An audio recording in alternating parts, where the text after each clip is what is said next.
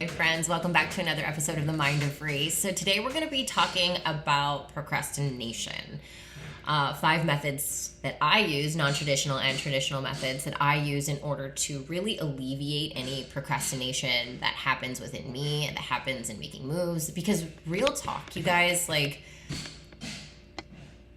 there is no way or no how that you can fuck up your abundance. Whatever brought you to this very moment was needed and necessary for the growth and up-levelments you needed to become the person you are now and the person you are meant to be. Let go of what has happened. You know, if you're here, if you're in this place and you're listening to this podcast and you're leading from alignment and you know that all the things that have happened up until this point was meant for you and you're living a life with the concept and the creator consciousness of how is this happening through me instead of why is this happening to me, then you're on the right path. You have the gifts and capabilities of world-changing work. It like bums me out and sometimes even makes me angry when people are denying their gifts. And I want you to just start utilizing them to do what you were put on this planet to do.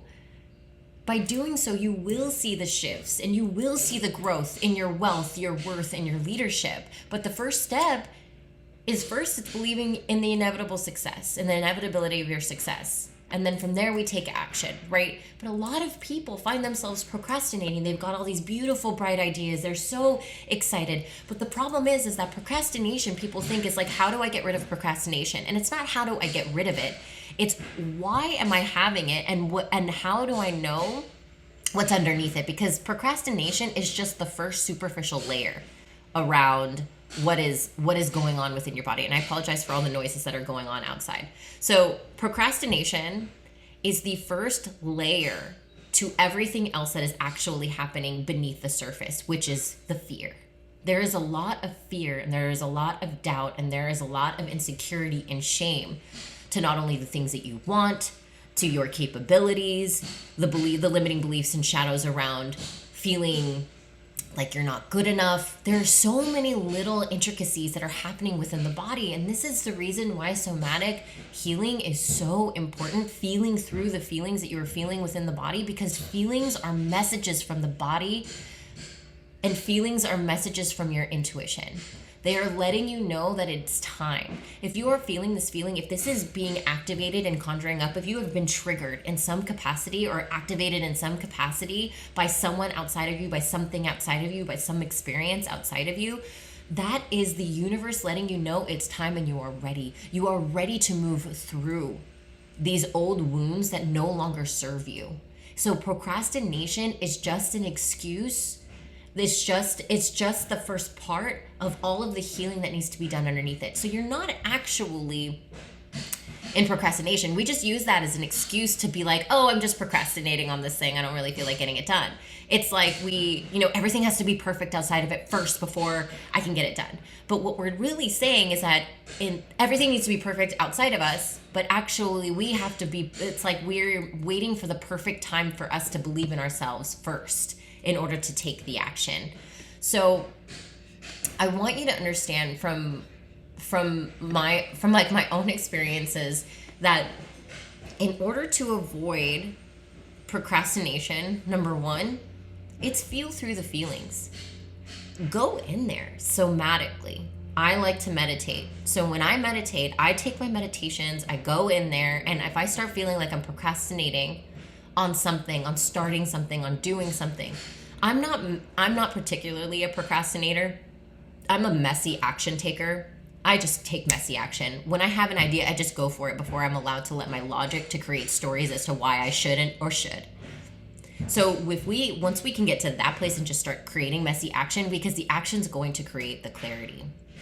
But if you are procrastinating, I have procrastinated on a few things. For instance, I always wanted to teach somatic meditation, but I didn't have a license or I didn't have a certification on meditation. And 3 years ago, I had this whole idea on creating to meditate.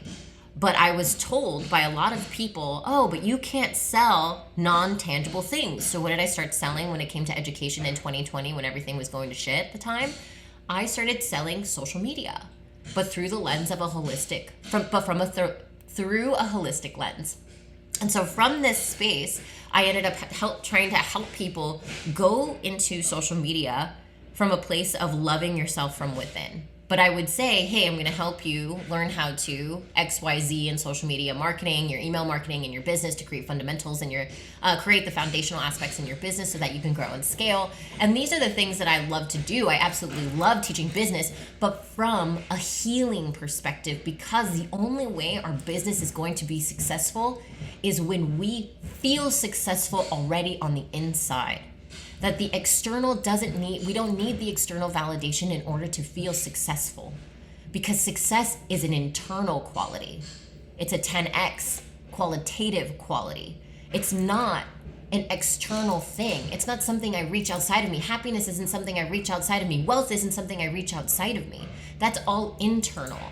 And the first step is to really feeling into those feelings. Why doesn't this feel good? Why when I achieve this goal doesn't feel good? Why am I procrastinating right now? Why when I know I want this thing? Why when I know I feel it in my soul and my intuitive bones and my inner wisdom that this is the right direction for me, and yet I'm still not taking action? Why is this happening? I could understand how frustrating that could be. It was really frustrating for me 3 years ago. And then finally, I look at it from a perspective of I needed that. I couldn't handle putting myself out there in that way at that time. But I did everything else around it. And so there wasn't necessarily a procrastination. It was more, I found that there was a fear in the way I was showing up.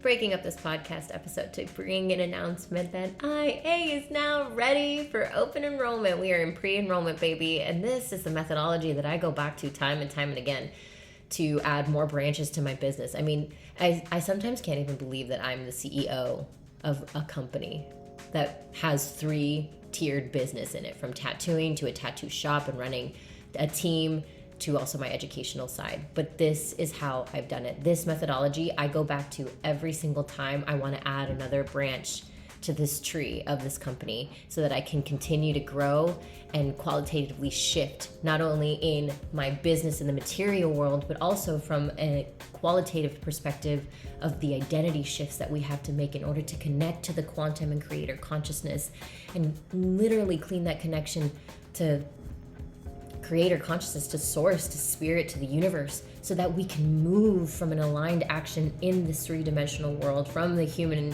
that is us. That is how we create soul-aligned businesses. So if you are looking to cultivate the confidence, the self-worthiness, and the success mindset that you truly own who you are, if you're ready to become a magnet to your soul community and your soulmate clients, to share your unique message and artwork in a creative way, raise your prices, start making 10K, 15K, 20K months, start booking out months and months in advance, creating the structures and systems so you can buy back more of your time and create more freedom so that you can build even bigger. Your tattoo empire is what I like to call it. Get on it now. And if you're hearing this is most likely after our big sale where I'm offering a free one-on-one with me, which is a $444 value. That's a one-on-one with me that I'm going to give to you for free, plus booked out, which is a $666 value. So all in total, it's $1,444 in bonuses and sales. So you're not going to want to miss this. If you heard this here and we're not offering it anymore on the website link, which you can find in the show notes, you can DM me and I will give it to you. That's right. It's because I love you so much. So I'm hoping to see you in there. We start August 30th. Let's go. Because I was so afraid of what people would think. But I blamed it on, well, let me just hold off until I learn more about this thing. But you know what? I always look at it from a place of forgiveness, and we're going to get to that. So number 1 is go in there somatically, feel into the procrastination and ask the feeling. When you're in there, when you're in the body and you're out of the mind, when you're in the body and you're feeling the feeling and you ask the feeling, why are you here? How does this serve me?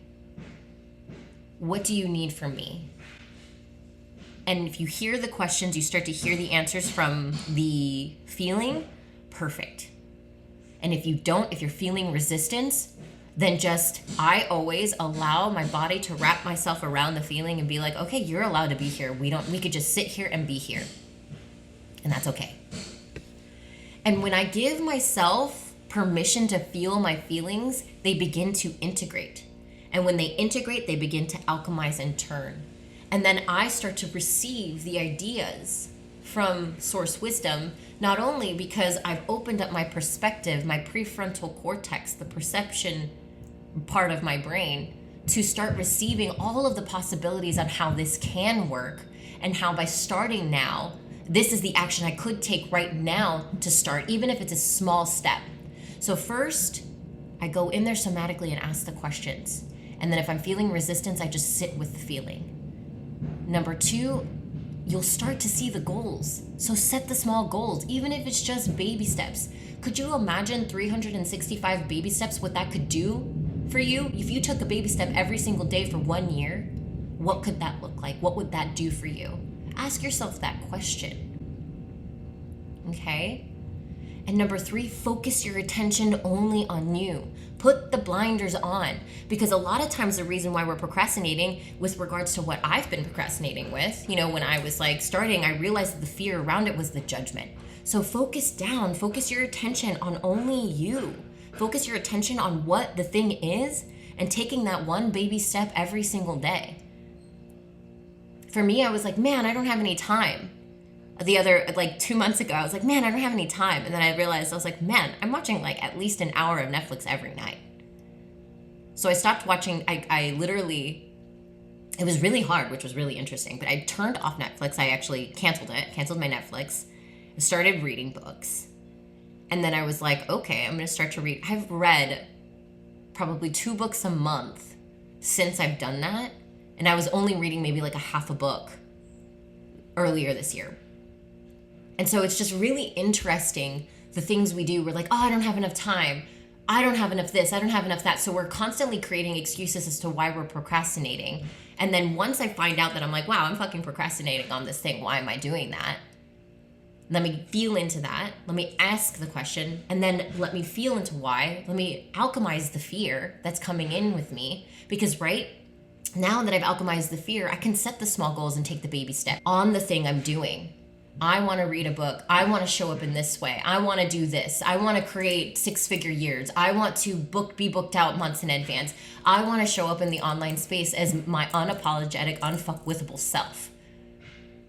I want to do that. I want to be more confident. I have to focus my attention on baby steps every single day, because everything that you're doing is a practice. It's a practice. Every time I show up online as myself is a practice. Every time I meditate, it's a practice.